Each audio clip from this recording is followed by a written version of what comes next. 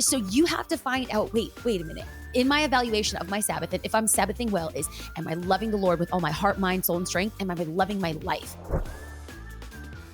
Hey everyone, okay, I am loving our Summer Sabbath series, and I literally could not wait for today. As you've all known, I've turned up with my pen to take notes because this is the most sort of real, down-to-earth, gritty Sabbath series you're going to hear, because you're hearing from all of our guests about just how they do Sabbath, knowing that we all have different tensions and we're all in different seasons. And of course, we understand the overarching need for rest, why God has asked us to rest and why he's given us the privilege and invited us into a Sabbath day rest. But I don't want everyone to think that all of our guests, and especially Bianca, have the luxury of going to a Greek island and sitting in a monastery to enjoy extended Sabbath seasons, and you're like trying to pay the bills and keep two jobs and get the kids through school, and you're like, okay, it's easy for Bianca who has a church and she's paid to take Sabbath. So B, this is the most let's be real kind of Sabbath thing. Tell us generally, how does it fit into your life and how does it work, and is it the same every single week? So let's be very clear. I wish I got paid to go on Sabbath. That is not the case for this church planter. So I actually, I went on a journey actually a couple months ago on really discovering Sabbath and what Sabbath looks like biblically, and then what Sabbath will look like for me. And I think that's where I would love to kind of deviate a little bit, because right now there's a whole camp that says Sabbath has to look like A, B, and C. And it just didn't fit with my life. It didn't fit with what filled my cup. It actually felt laborious. It felt litigious. It felt like it was like law and we had to hold on to it. And I'm just like, bump that noise. I need to do me in a way. So I actually spoke to a rabbi when I was in Israel leading we took our church on a trip. And I got a chance to speak to a rabbi about Sabbath. And he said, this is the best way that we can explain Sabbath. Sabbath is loving the Lord and loving your life. So whatever you do on this day, you love the Lord and you love your life. Now, for some people, it's going to be picking their nose and reading a book on their couch, and for other people, it's going to be out running 10 miles. So you have to find out, wait a minute. In my evaluation of my Sabbath, and if I'm Sabbathing well, is am I loving the Lord with all my heart, mind, soul, and strength? Am I loving my life? And so I heard Tim Keller say that Sabbath is 1 hour a day, 1 day a week, 1 week a year. So I've employed that into my life. And this is a new recent thing, probably for about the last year. I've taken the 10 commandments seriously. And that was always one commandment that we as Christians, we break all the time. Thou shalt not murder, thou shalt not covet. We obey that one. But when it says to honor the Sabbath, we feel like we have liberty and license to break that. And I wanted to bring that in. And so once a week, what Sabbath looks like for me is I find things that fill my cup. I love working out. So I have an extra long workout. I love cooking. So I'll do like a lovely meal for my friends or loved ones, or plan a meal to go out. In addition to that, I don't get to read leisurely. I get to read deep theological books and preach the word of God. But Chris and I, we love a good novel, right? Yes, we So do. I will smash an entire novel. It's like a sport to me. I will read a novel, I will work out, and I'll have a good meal. That's usually my regular Sabbaths. But I will say this, one thing that I've employed for the last 2 years and that I've actually saved for is, and it's part of my budget now as I save for it every year, is that once a year for 6 days, not a week. I can't afford 7 days yet. I'll get there next year. But for 6 days, 5 nights, I actually go away. And for me, I love the desert. I just feel like it's like Jesus went to the desert, Paul went to the desert, Moses was in the desert, Abraham was in the desert. There's something spiritual in the desert for me. And so I go away in a few weeks. I'm actually going to go to Palm Springs for 6 days, 5 nights. And this is where I don't turn on my phone. I don't check my email. I turn off Basecamp, Asana, Slack. I turn it all off. And I love my life, love my God. And then I do a reflection of the last year. God, where did I see you move? Where did I fail you? Where did I fail my friends or family?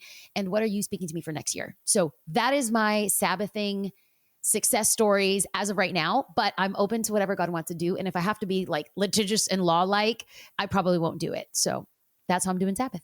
Oh my gosh. When you just said you turn off your phone, like basically when you started naming the apps, I immediately like felt my temperature rising like into my neck. So help me, because I'm just imagining all of the notifications. Oh my gosh. Yep.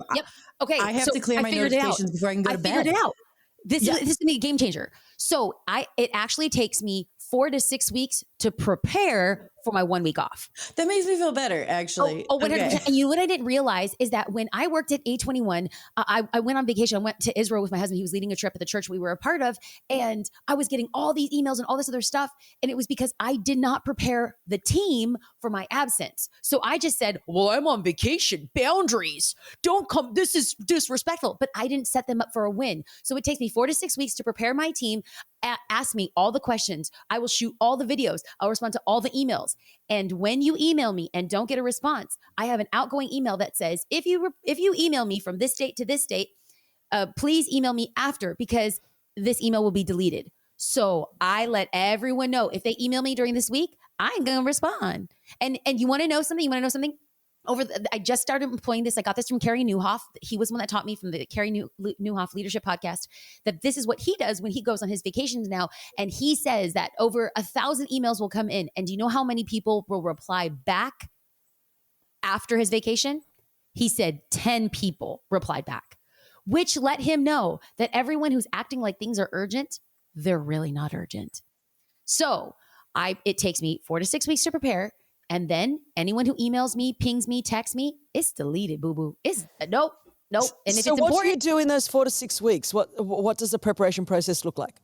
So as quickly as possible, I double set my meetings. I make sure that the first meetings are all action items, and then the second meeting is follow up. So what do you need from me? And the action item meetings happens on week 6. We follow up on week 4, and if there's any loose ends, that happens at week 2. Then the week leading up to my vacation, if it's not urgent, you have to set a reminder on your calendar to get back to me when I'm back. So what happens is that people put the onus of responding on you. And I'm just like, I'm so sorry.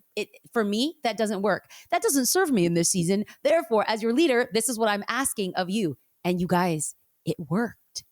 It literally worked. And I told them, I'm like, you guys, for my sanity, unless the church is burning down, do not reach out to me. So I have a church staff, and then I have In the Name of Love, which is an NGO that I run, and there's 3 staff there. I've told everyone. My assistant changed my email password because she knows that I'm addicted to productivity. It's my drug of choice. Chris knows I love work. At A21, I would complain, oh, we work so hard. I loved it. I friggin' loved it. And so productivity is my drug of choice. They changed my password. They blocked me out. I was unable to contact anyone unless it was an emergency. And I also, in that 1 week off, I also set up 2 counseling appointments with my counselor to make sure I'm checking in. And even in that off week, Pastor Craig Rochelle says that you have to have systems in place, or it will you'll go to a commiserating place, you'll go to an overeating place, you'll go to an overdrinking place, you'll go to an overthinking place. So you have to set a loose itinerary to keep your mind engaged, your body moving.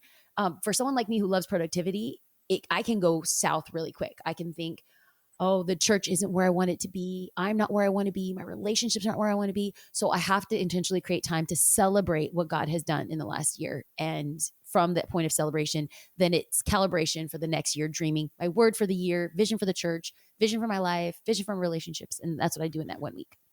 I love the way you do that. I'm just thinking, even on a practical level, if I've got a week coming up with my family, I've run harder in this season than I have in a long, long time. That's saying a lot given, my normal life. But we're away for 5 nights. We've already booked what restaurants we're going to be eating at those. We've already booked it in, done. So some of those things are locked in. So then I don't end up getting there and then feeling even you're already starting to unwind, and then you're trying to scramble to make a few things work. And what is really not that big a deal can become such a big deal just because you didn't prep ahead of time and go, let's just book a couple of these big things now. And it takes all the stress out. I think that's a great idea. Yeah. And I love that you find rest with the kids, with the girls. For me, I just realized, not even with my husband, not with the kids, not with family members, I literally go by myself. And because a vacation is a mission trip in this family. Like, we all need to get saved at the end of it. So that doesn't fill my cup. It is for the memories. It's for the photos. It's to be like, we love each other, but like that is not my Sabbath. I love that. Whereas I've got kids in college and our lives sort of are running all over the world. So it is so, so beautiful. But I'm glad that you said that, because it's right. It's not like that for others. But I've already got, my day. Nick's got his day where it's like, peace out, everyone. This is where we're going to do whatever. Oh, yeah, we do a lot of that. You're going to go to the spa. You're going to go to the spa and get a deep tissue massage. You're going to have your bone dry cappuccino, and you're going to love God I'm going to and listen love to your an life. Audible book, and it's going to be fantastic. Like literally. There's so many tips that you just gave me personally. And I also feel like you just gave me the freedom to go home and be like, family, I love you so much. And I will see you in a week. And I still love you. I'm still a good person. I'm still a good mom. I'm not abandoning my household. You can feed yourselves for a week. Like that feels so free to me, because I know I battle mom guilt. Even if I'm just traveling for Propel, if I'm going out to like see the team for a week. The first time that I ever left my household, I am not joking you, I'm Italian. I baked my husband lasagnas and put them in the freezer. I baked him ziti and like put it in the fridge. I taped on top of everything was instructions for how to cook it all. I mean, I literally had like day by day meals planned out for all of them, because I was like, I have no idea if they'll feed themselves. And you know what happened? I came home and it was all still sitting there. And they're still alive. Yes. They survived. Yes. Like everything was okay. So you have now, like, I mean, I literally have like notes written around this page of like hour a day. Okay, this is one last thing though. One last thing, because I'm thinking of the young mom. I'm thinking of our season. So even it's different for Chris and I. The girls are older, they're self-sufficient, they have their license, all that other stuff.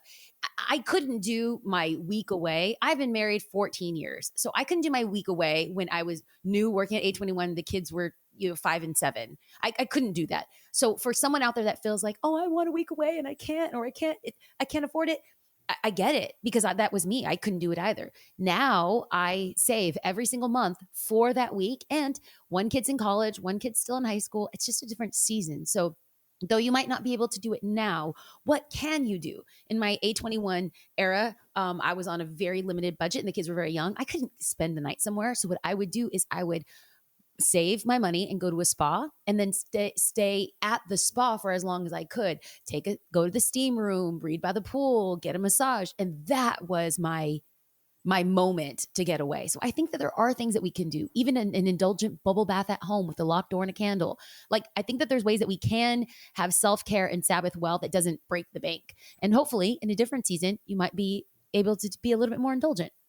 I love it. Okay, so I hope that has inspired every week. I love it because everyone brings their own flavour to what it could be. And the deal is, can you just wrap up, Bianca, one more time? Just what did the rabbi say to you? Because I think that's the biggest takeaway from this. He says, Hoi vey, Sabbath, a good Sabbath is where you love God and you love your life. And he was from the Bronx, now living in Jerusalem. And so the way he said it, I hope that everyone hears it, that we love God and we love our life and we do that well. That is Sabbath. Amen. And we'll see you back here next week. Thank you so much for joining us today. Make sure to subscribe to this channel to get notified every time a new video is posted. We are so glad that you're here and look forward to seeing you next week. God bless you.